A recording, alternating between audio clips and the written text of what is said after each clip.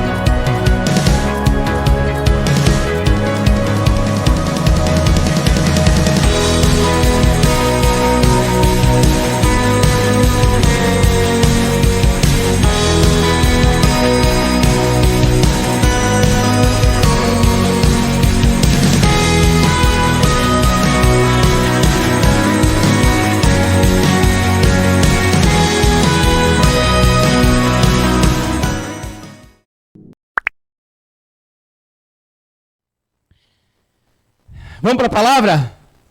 Glória a Deus. Preciso dizer algo e encorajar você.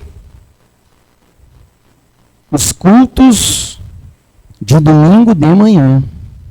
Gente, se você pode, vem no culto de domingo de manhã. É diferente.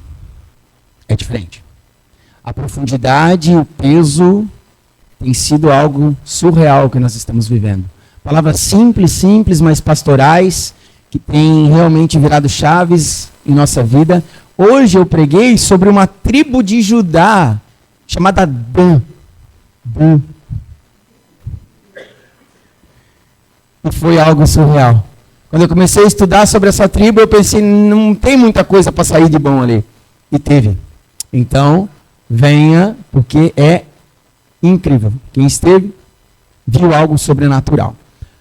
Mas eu quero pregar na noite de hoje para os pais, uma pregação temática que quem conhece, quem me conhece, sabe que não é a maneira que eu gosto muito de pregar.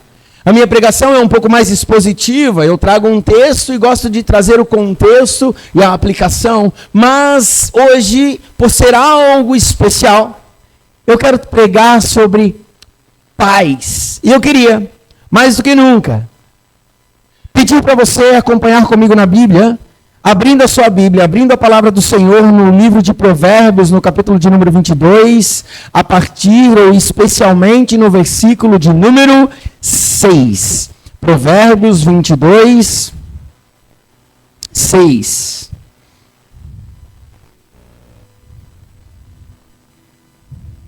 Provérbios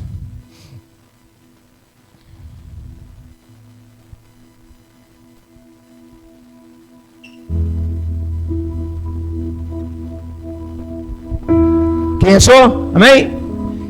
Amém. E ela diz a seguinte: ensine seus filhos no caminho certo, e mesmo quando envelhecerem, não desviarão deles. Quem conhece esse texto? Esse texto é muito conhecido. Eu quero que você leia de novo ele com calma, com carinho. Ensina a criança, ensina o teu filho no caminho certo, e mesmo quando envelhecerem, não se desviarão dele. Outro texto que eu quero que você abra é no livro de Provérbios, no capítulo de número 13, me veio agora, lá no versículo de número 24. Provérbios 13, 24.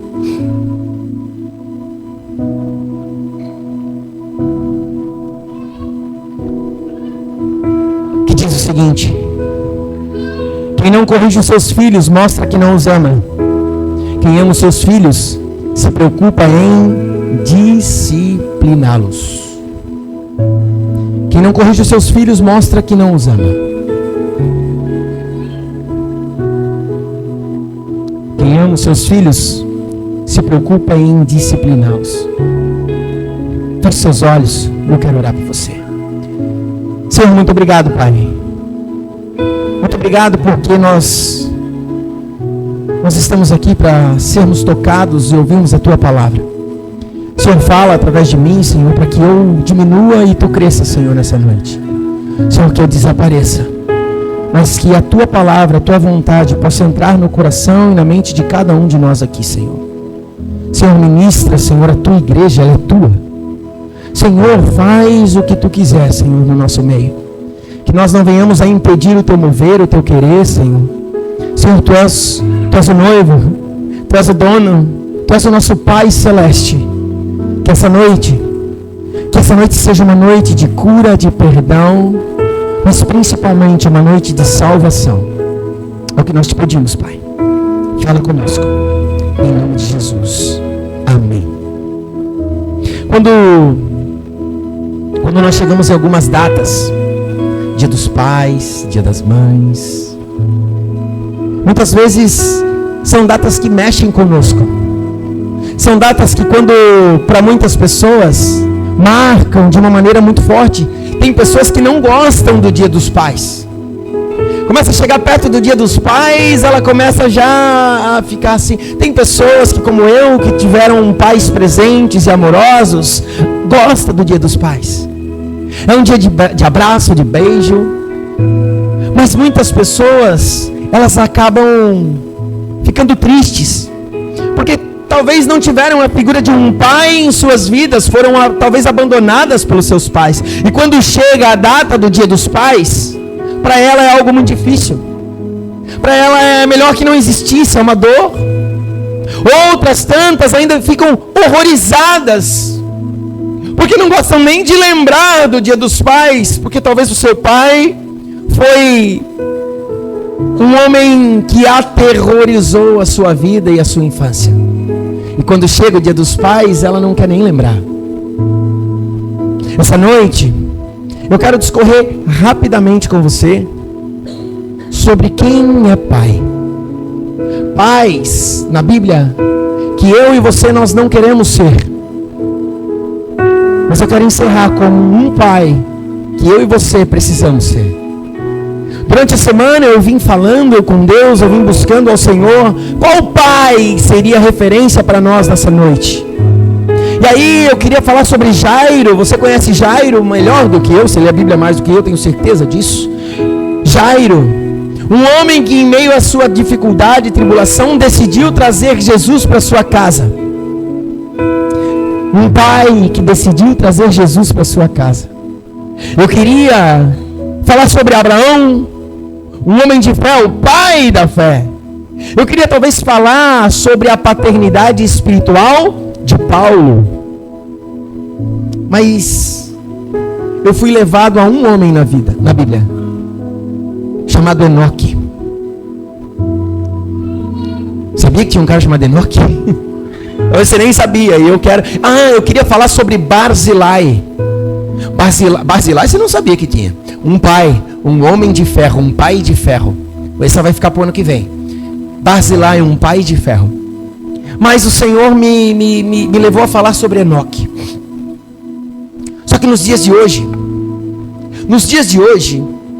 nós vemos a figura paterna sendo desmerecida muitas vezes, sendo esquecida a figura paterna em muitos lugares. Existem colégios na cidade de Joinville que não faz mais a apresentação do Dia dos Pais. Você sabia disso? E muitos colégios, colégios com princípios cristãos, fazem a apresentação do Dia das Mães, mas no Dia dos Pais eles passam batido. Porque para esta geração, o pai não é mais uma figura importante na sua família. O pai, a mãe, ela é única, mas o pai pode ser qualquer um. E eu estou aqui nessa noite para dizer para você que isso não é verdade. Essa noite eu quero falar sobre uma paternidade espiritual também. Porque um pai espiritual, por mais que seja importante, nunca vai substituir a figura de um pai biológico. Não vai. Nós precisamos entender que a figura paterna, ela é fundamental na criação de um filho. Se você estudar a mente humana, psiquiatria, psique humana, você vai ver que uma criança que nasce sem a figura paterna, que cresce sem a figura paterna, será um adulto inseguro. Será um adulto que sofre, será um adulto que não tem segurança para tomar decisões, não tem segurança para assumir a frente, não tem segurança diante das dificuldades. A figura paterna, ela é fundamental. Muitas pessoas, elas substituem a figura paterna do pai biológico pela figura de um avô, pela figura de um tio, pela figura de um pai de criação. Eu entendo isso, é louvável isso. Mas a figura de um pai biológico tem todo um peso diferente na vida do ser humano. Essa noite, eu quero falar com você sobre isso. Sobre como eu e você possamos nos tornar pais conforme o caráter de Cristo Jesus. Antes de falar sobre paternidade biológica, sobre pais na Bíblia, eu queria falar sobre paternidade espiritual. Porque muitas igrejas têm substituído isso. Muitas igrejas, muitos pastores têm se tornado pais espirituais de seus filhos na fé. E querem substituir, assumir o comando, assumir a posição de um pai biológico, aonde aquele filho na fé não pode tomar decisão nenhuma, porque o pai espiritual não concorda. Eu preciso desmistificar isso com você. Não tem problema você olhar para mim e para a pastora, isso para mim ainda é um pouco, vou dizer que é bem difícil para mim. Quando alguém vem e fala, pastor, você é o meu pai espiritual. Eu olho e falo, eita, para mim é difícil, porque eu quero ser o seu pastor. Pastor é guia. Pai traz uma responsabilidade muito grande. E a minha responsabilidade e da pastora com você não é sobre a sua vida, é sobre a sua alma. Consegue entender que tem uma diferença?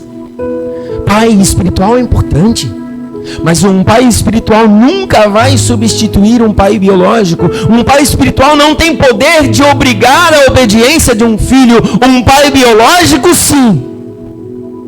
Um pai biológico pode obrigar a obediência de um filho. Um pai espiritual, não. Eu, pela graça do Senhor, sou pai biológico de 2 crianças, o Lucas e a Sara. Mas eu entendo que eu sou pai espiritual de muitas pessoas, e seremos, em nome de Jesus, de 5.000 pessoas em Joinville daqui a alguns anos. Você crê nisso? Amém, gente.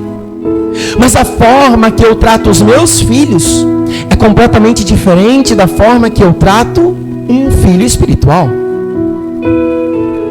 Você consegue entender? Quando alguém vem para mim e fala assim: pastor, você como meu pai espiritual, você pode me dar um conselho? Eu falo: claro, vai para lá, pega a esquerda e vai para a esquerda. Agora, se o meu filho vier para mim e falar: pai, me dá um conselho, eu vou falar: vem cá, deixa eu pegar na tua mão, eu vou contigo. Essa é a diferença. Um pai espiritual nunca vai substituir a responsabilidade de um pai biológico. Então nunca substitua isso. Por isso essa palavra é para guiar você. É para você desmistificar a palavra pai. A palavra pai em hebraico, no original, ela é a junção de duas letras. A primeira letra significa força. E a segunda letra significa tenda, casa ou habitação. Olha que lindo. Pai é a força da casa. Pai é onde habita a força. Pai precisa dar 3 coisas aos seus filhos. Qual é a primeira coisa que um pai precisa dar ao seu filho? Provisão. Um pai precisa provisionar ao seu filho. A segunda coisa que um pai precisa dar ao seu filho é proteção. Um pai precisa proteger. Ninguém toca na minha família. E a terceira coisa que o pai precisa dar, os 3 P's da paternidade: presença. Um pai precisa ser presente. Vivemos uma geração onde o pai só quer trazer a provisão. Trabalha e entrega a educação e a proteção do seu filho para o celular, entrega para o mundo e fala assim: pronto, eu estou trazendo recurso, agora a proteção eu abro mão e a presença nem se fala.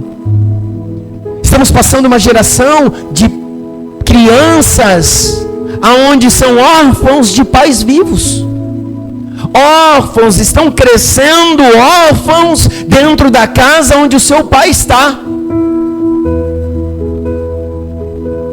Essa noite, eu quero que você entenda que por mais que você cresceu e que você está sem um pai próximo, o Senhor é o seu pai. O Senhor é o seu pai e Ele é um pai que não te abandona. Ele não te abandona. Mas sabe por que muitas vezes estamos vivendo famílias enfraquecidas? Estamos vivendo casas enfraquecidas, estamos vivendo igrejas enfraquecidas. É porque estamos passando por um tempo onde temos pais enfraquecidos. Pais espiritualmente fracos, pais espiritualmente enfraquecidos que não assumem a sua obrigação de pai. Todo pai tem uma obrigação, sim ou não? Tem deveres em relação ao seu filho.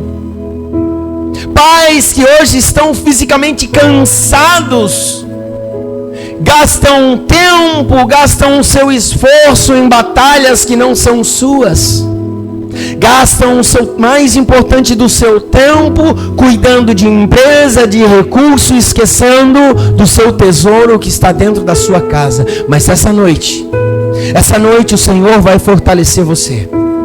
Essa noite o Senhor vai fortalecer você. Essa noite você vai sair daqui com a certeza que você não só provê. Essa noite você vai sair daqui com a certeza de que você protege a sua família, que você será um pai presente para os seus filhos. Pai não é só aquele que leva recurso. Pai muito menos é aquele que paga somente as contas. Pai é um sacerdócio. Pai é sacerdote. Pai é uma missão. Pai é um ministério. Ser pai é um ministério. É hora de nós, como pai, percebemos a incrível responsabilidade que temos em moldar a vida espiritual dos nossos filhos. Eu e você somos responsáveis pela caminhada espiritual dos nossos filhos. A responsabilidade é minha. E aquilo que está diante de mim, eu serei cobrado por Deus por isso. Eu tenho uma frase muito importante que eu até acho que publiquei lá. Que mais importante do que como foi o seu pai, mais importante do que a dor que você sente pelo pai ausente, pelo pai não presente, pelo pai agressivo, mais importante talvez do que o abandono que você sofreu, de como foi o seu pai, é como será o pai do seu filho. Mais importante de como foi o seu pai, é como será o pai do seu filho. O que você está fazendo para restaurar talvez uma paternidade quebrada em sua vida. Por isso, essa noite eu quero falar muito rapidamente sobre os pais que nós não devemos ser. Eu e você, nós não podemos ser, não precisamos ser um pai como Ló foi. Conhece a história de Ló? Ló, sobrinho de Abraão. Ló, então, ele foi para um ambiente errado. Ele colocou a sua casa em um lugar errado. Ele comprometeu o projeto de Deus, porque quando chegou a hora de se separar de Abraão, quando ele se separou de Abraão, Ló fez claramente uma escolha indicando o mais fácil. Ele olhou pelos campos verdes, ele olhou para Sodoma, ele olhou para Gomorra, uma cidade grande, lá é tudo mais fácil, e então ele decidiu levar a sua família para aquele ambiente, onde era um ambiente imoral. Foi Ló quem decidiu habitar em meio a Sodoma e Gomorra. Ele deu um destino para os seus filhos. Você conhece a história de Ló mais do que eu. Nós não precisamos de pais que levem os seus filhos para Sodoma e para Gomorra. Nós não precisamos de pais como Ló, que colocam os seus filhos em perigo.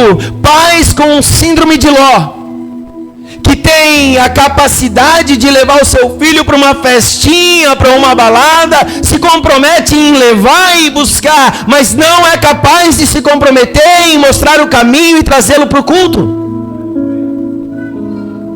Pais que acordam na madrugada para buscar os seus filhos na balada, mas não são capazes de acordar cedo e falar para ele vir para um culto no domingo à noite, ou pior, não é capaz de acordar na madrugada para orar pelo seu filho, não é capaz, mas compactua em levar para a balada. Eu não quero ser um pai como Ló. Um pai como Ló. Gênesis 13, eu leio para você. Gênesis 13, 10, 11, 12 e 13. Diz o seguinte: então olhou Ló e viu todo o vale do Jordão, todo ele bem irrigado até Zoar. Era como o jardim do Senhor, como a terra do Egito. Isso se deu antes do Senhor destruir Sodoma e Gomorra. Ló escolheu todo o vale do Jordão e partiu em direção a leste. Assim, os dois se separaram. Abraão ficou com a terra de Canaã, mas Ló mudou seu acampamento para o lugar próximo a Sodoma, entre as cidades do vale. Ora, os homens de Sodoma eram extremamente perversos e pecadores contra o Senhor. Ele sabia que aquele ambiente não era um ambiente onde deveriam criar filhos, mas ele decidiu ir lá. Ele decidiu, ele olhou e ele falou assim: não, eu vou levar, lá não é bom, mas tudo bem. Lá não é bom, mas eu vou proteger. Sodoma não era um lugar próspero para a criação de uma família. Você passa a infância inteira, talvez, do seu filho, levando ele para as coisas do mundo, e depois se pergunta por que eles se afastaram do Evangelho. Porque você decidiu se afastar do Evangelho. Ló decidiu se afastar. Olha lá em 2 Pedro, capítulo 2, versículos 7 e 8. Mas livrou Ló, homem justo, que se afligia com o procedimento libertino dos que não tinham princípios morais. 8. Pois vivendo entre eles, todos os dias aquele justo se atormentava em sua alma justa, por conta das maldades que via e ouvia. Se Jó, um homem justo, sentia-se mal por estar em meio a um ambiente de perversidade, os seus filhos não sentiam, porque para eles era natural, eles cresceram naquele ambiente. Em qual ambiente você está proporcionando para o seu filho? Qual é o ambiente que você está proporcionando para a criação dos seus filhos? Lá em Gênesis 19, se você ler o contexto, os anjos vêm e falam para Ló: sai daí, porque vai vir chuva de fogo. E aí, ele vai para os seus filhos, para os seus genros, e fala: é melhor vocês sair, é melhor vocês ir embora, porque o Senhor vai destruir tudo. E o que os filhos fazem? Não acreditam nele. Ele pega suas 2 filhas e foge, mas os outros ficam em Sodoma e Gomorra. O lugar onde você coloca os seus filhos certamente será o lugar onde eles crescerão e onde eles passarão o restante das suas vidas. Com muita frequência, os pais tomam muito mais decisão na vida com materialismo do que olhando de fato para uma visão espiritual na vida dos seus filhos. Muitas vezes você toma as suas decisões baseadas no materialismo. Há 2 semanas atrás eu fui aconselhar um menino, um pai de família. E aí ele veio para mim e ele falou: pastor, eu recebi uma proposta para ir para uma outra cidade, o salário é bom, eu estou vendo, eu já passei na primeira entrevista, e aí semana que vem eu vou fazer a segunda, e uau, e uau, e uau. E eu falei: cara, que máximo! E os teus filhos? Tu já viu qual é a igreja que você vai congregar lá? Não, pastor, eu não vi ainda. Eu falei: querido, como é que você está fazendo entrevista?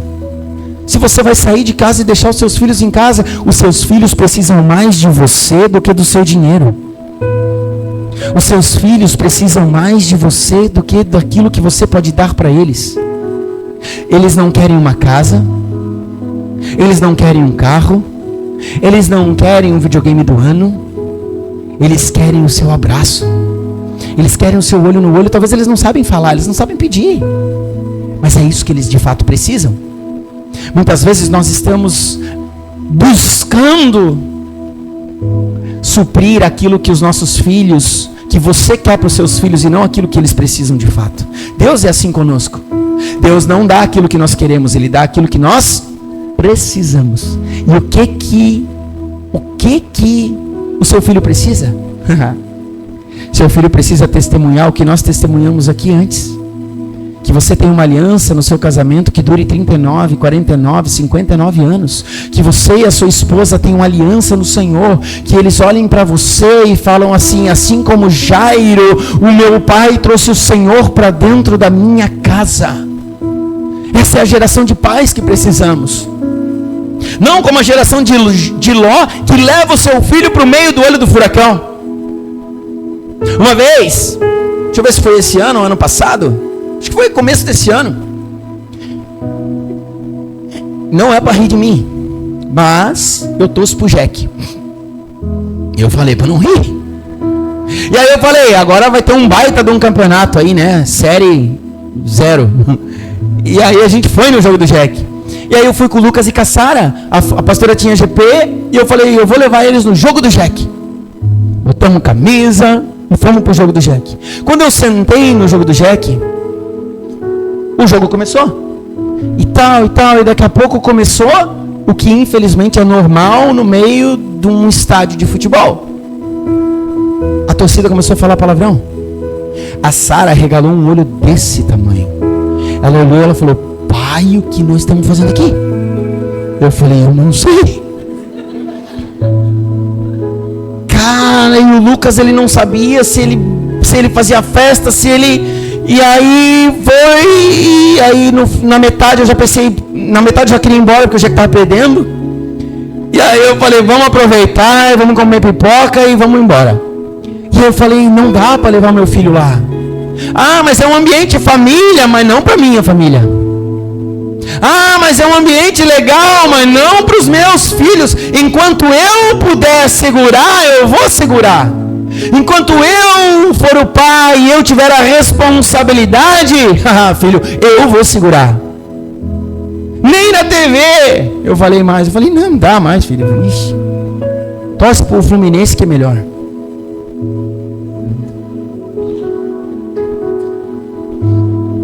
Muitas vezes, homens como Ló levam seus filhos para lugares onde não é bom que eles estejam. E depois tem que sair correndo. Nós não precisamos ser pais como Eli. Eli, o sacerdote. Leia comigo lá em 1 de Samuel, capítulo 2. Abra lá a sua Bíblia em 1 Samuel, Primeiro livro de Samuel, capítulo de número 2, versículo de número 12. Está aqui. Os filhos de Eli eram ímpios, não se importavam com o Senhor. Quem era Eli? Era um sacerdote do Senhor. Ele era sacerdote do Senhor. E Ofni e Finéias, eles eram o quê? Eles eram também sacerdotes. Eles viviam no altar. Os filhos de um grande sacerdote, de um grande homem de Deus, viviam no altar, mas eles não conheciam o Senhor. Olha lá em 1 de Samuel, capítulo 2, versículo 17. O pecado desses jovens era muito grande à vista do Senhor, pois eles estavam tratando com desprezo as ofertas do Senhor. Eles estavam profanando o altar do Senhor. Cresceram no altar, mas não foram postos limites. Cresceram à deriva. Eli era um sacerdote que não colocava limites nos seus filhos. Você conhece alguém assim? Não aponta. Você conhece pais que não colocam limite nos seus filhos? Que o cara pega a criança no colo, o menininho. Pastor pega. Ô, querido, tudo bem? Vem cá no colo do pastor. Aí ele vai lá e aqui na cara do pastor. Pum! Aí o pai, ó, que lindo. Olha como ele é forte. Meu Deus, vai ser pugilista. Olha que força que ele tem. Não bota limite. Vai lá e quebra tudo. E o pai, ó, aí, aqui. Acaba o culto. Não vou dizer que vai dar problema. Acaba o culto. Sobe tudo. E aí pega violão, batalha na bateria, quebra, tira. O pai, olha que lindo, vai ser músico. Não vai ser músico. É bagunceiro. Precisa de limite. Cresceu sem limite. Você conhece alguém que cresce sem limite? Que vai no shopping e quebra tudo o shopping. E o pai diz, não, criança, deixa. Eli era assim. Ele não colocou limites. Não vou dizer que eu nunca dei uma de louco no shopping. Cai no chão, eu finjo que nem é meu. De quem que será que é? Quem nunca fez isso? Mas depois eu só olhava e falava, depois eu te pego. E eu boto limite, eu botei limite. Eli não colocou limite para os seus filhos. E aí eles cresceram com desprezo. Ei, nós estamos vivendo uma geração que cresceu sem limite. Os nossos pais cresceram com um limite rígido. Sim ou não? Presta atenção em mim. Os nossos pais cresceram com limites rígidos. E nós crescemos sem limite. E aí nós temos uma geração que chega no trabalho para trabalhar e na primeira imposição de limite, na primeira imposição de conserto, de aperto, ele fala assim, isso aqui não é para mim, eu estou indo embora. Vem para uma igreja, uma geração onde ele senta e eu falo assim, cara, você está errado. Não, tu não sabe da minha vida, eu vou embora. Ei, essa pessoa ela não é revoltada, ela não tem limite. Ela não aprendeu a ter limite na vida e aí ela sofre. Por quê? Porque uma criança que bate nos outros quando é pequena apanhará da vida quando for adulta. E isso é muito forte. Nós precisamos pôr limites. Olha só, 1 Samuel 2, lá na frente, no versículo 23 e 24. Lá no final. Por isso lhes perguntou, por que vocês fazem essas coisas? De todo o povo ouço a respeito do mal que vocês fazem. Quem está dizendo isso? O pai está dizendo para os seus filhos. Não, meus filhos, não é bom o que eu escuto se espalhando no meio do povo do Senhor. Pai que não repreende o erro do seu filho. 1 Samuel 3,13. Pois eu lhes disse que julgaria sua família para sempre, por causa do pecado dos seus filhos, do qual ele tinha consciência.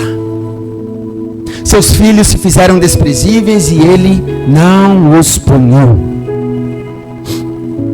Ele sabia do pecado dos filhos e não fez nada. Sabia que estava errado e não fez nada. Os filhos de Eli viviam no altar, mas profanaram o altar do Senhor. Altar não é lugar de profanação. Altar é lugar de santificação.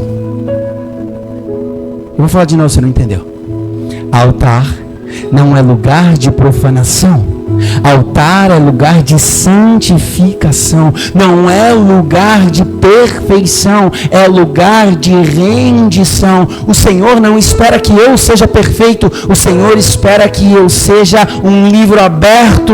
Um livro aberto, um livro aberto que eu olho e falo assim: Senhor, eu errei. E quando ele me vê errado, Ele me bota de pé. Ele me bota de pé, um coração arrependido, para com que aonde eu errei, eu não volte a cometer este erro. Altar é lugar de santificação. Profanação faz com que você encoste no altar e morra. Quem coloca a mão no altar em pecado, em profanação, acaba morrendo espiritualmente. Não é de qualquer maneira que se faz, não é porque eu quero, não é. Existe um processo de santificação. O problema não é o erro do filho de Ofni e Finéias, os filhos de Eli. O problema não é o problema de fato é a falta de correção. O problema não era o pecado dos dois, era que o pai via o pecado e ele tinha a responsabilidade de apontar e corrigir o erro do filho, e ele não fez. Pais que olham o comportamento do seu filho errado e não fazem nada, porque não, vai machucar o meu filho. Não, eu não posso bater no meu filho. Lá na frente eu vou falar, mas e aí? Passei a vida inteira apanhando. Agora que chegou a minha vez, não pode bater mais. Fala sério, foi injusto comigo, sim. Agora que era a minha vez, não pode mais. Agora é conversar. Tá bom? Umas conversas boas. Mas quando fala sobre vara na Bíblia, a gente vai ver lá na frente que corrigir com a vara não é para bater. O que um pastor faz com a vara? O que ele faz? Ele coloca limite. Ele vai com a vara e vai apontando assim, é para lá, ó, é para lá. E aí o rebanho vai para lá. É isso que o pai tem que fazer com a vara. Não, quando a gente vê vara, não, com vara corrige. Uau, é para dar nas pernas. Não, não é para dar nas pernas. A vara é para correção. A minha mãe, eu vou falar, ela não está aqui. Minha mãe, ela era ruim comigo. Minha mãe é uma benção. Mas ela ia lá e pegava a varinha que eu escolhia. Tinha todo um problema mental ali, uma dificuldade ali para, tipo, um trabalho ali. Lá escolhe a vara, daí limpava a vara, botava em cima da geladeira a vara, e só aparecia o toquinho da vara ali, só para tu saber que estava ali. Tem assim isso? Quem nunca? Ali, só para aparecer. Minha mãe ia dormir, no sábado à tarde eu botava a cadeira e quebrava a vara em 5.000 pedaços. Daí tinha que escolher outra. Aqui ó, tá rindo, mas é de ti, né? Irmão. Agora olha só. Aonde você está gastando a sua vida? No altar do Senhor. A vara coloca limite. Não é para bater. Óbvio que não. A vara é para direcionar. Nós não podemos ser pais como Eli, que olham os erros do filho e não fazem nada. A nossa época de hoje é muito permissiva.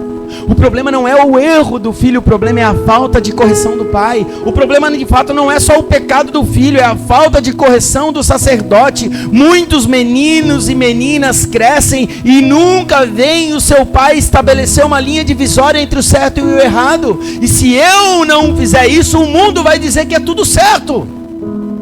Cabe a mim dizer o que é certo, o que é errado. Eles ouvem o pai dizer. Eles crescem sem ouvir o seu pai dizer não às suas demandas. Pode tudo, a hora que quer, do jeito que quer. Eles colocam limite na casa. Eles nunca sentem o peso por trás, talvez, de uma punição, de um castigo, de tirar algo que uma criança quer. Pais que são muito permissivos são os maiores inimigos dos seus filhos.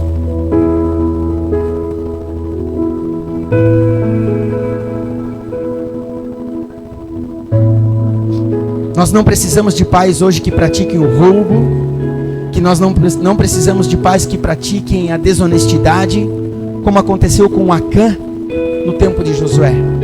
Josué capítulo 6, versículo 2, existe um direcionamento de Deus, onde ele fala: olha, eu entrego na tua mão Jericó, o seu rei e os seus homens valorosos. E então o Senhor deixa claro que todo o despojo daquele povo é para ser entregue ao Senhor.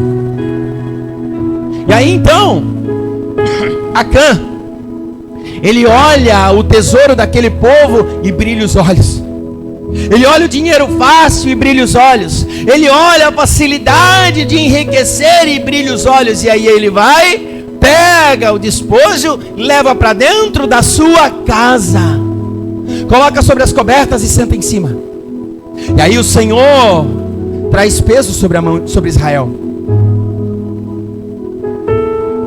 E aí então eles vão indo de tribo em tribo, de casa em casa, até que o Senhor aponta: há pecado nessa casa.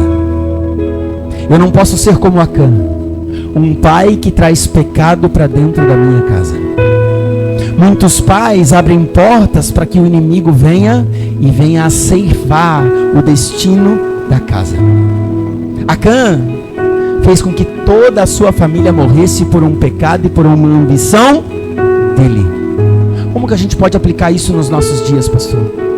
Muitos pais, pela ambição de conquistar a vida financeira, de conquistar a empresa, de conquistar uma vida profissional, trazem para dentro da sua casa um peso de pecado. É pecado trabalhar, pastor? Não. É pecado ficar rico? Claro que não. O Senhor se alegra com a prosperidade dos seus filhos. Mas o dinheiro não pode estar no seu coração. Quando você troca o seu filho, a sua casa, a sua família pelo dinheiro, você está profanando aquilo que o Senhor te deu, que é mais importante, que é o quê? A sua família. Ei, tem só duas coisas que o Senhor instituiu na terra. Só duas coisas. A primeira coisa que Ele instituiu é o quê? A igreja, a família. E a segunda? A igreja.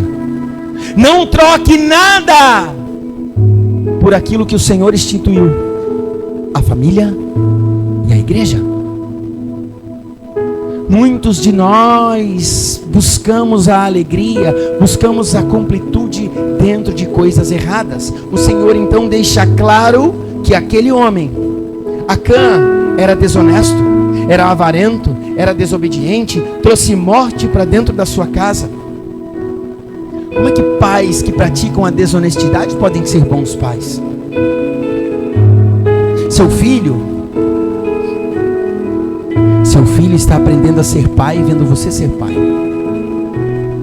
Sua filha está aprendendo a ser mãe vendo você ser mãe.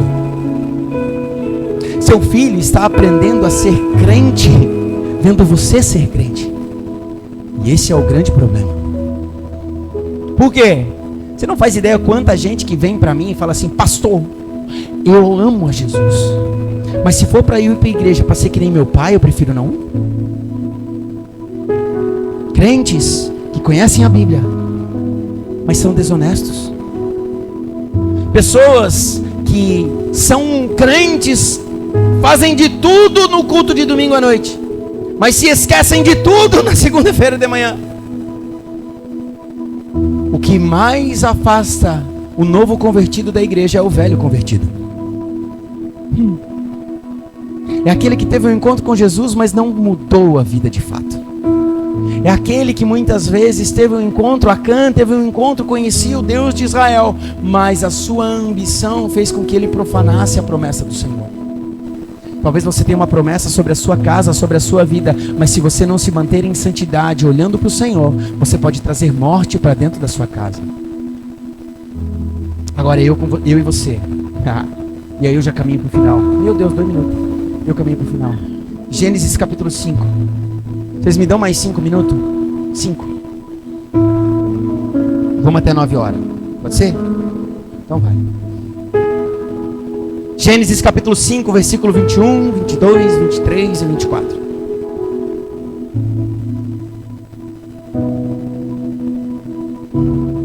Aos 65 anos, Enoque gerou Matusalém.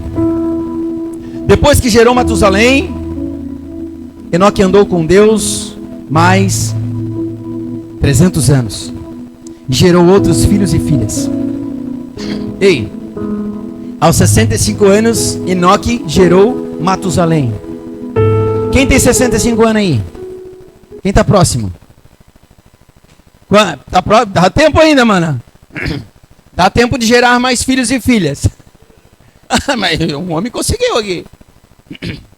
Ei, Enoque com 65 anos gerou Matusalém.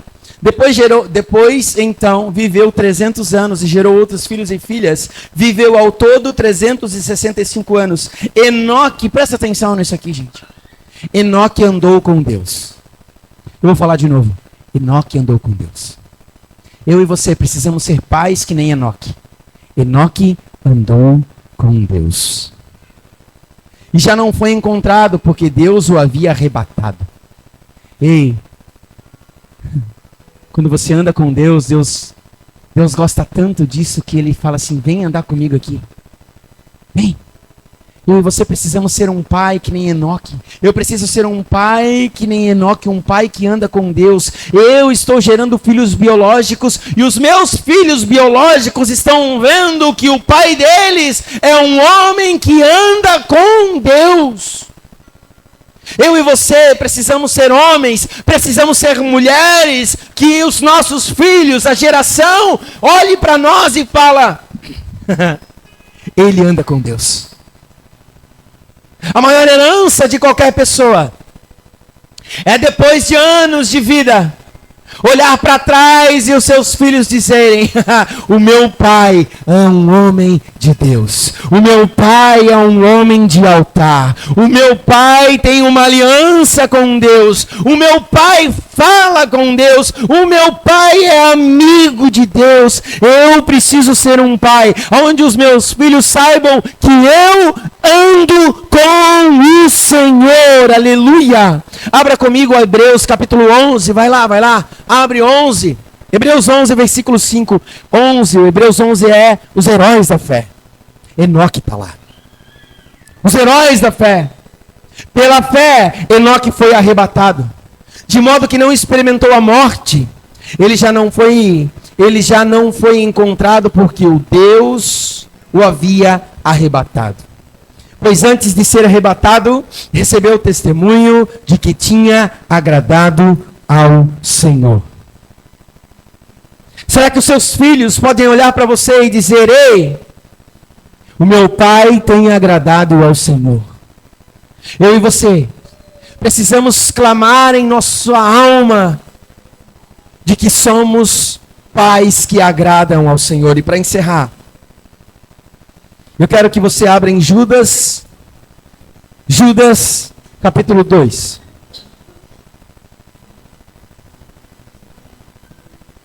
Judas capítulo 2.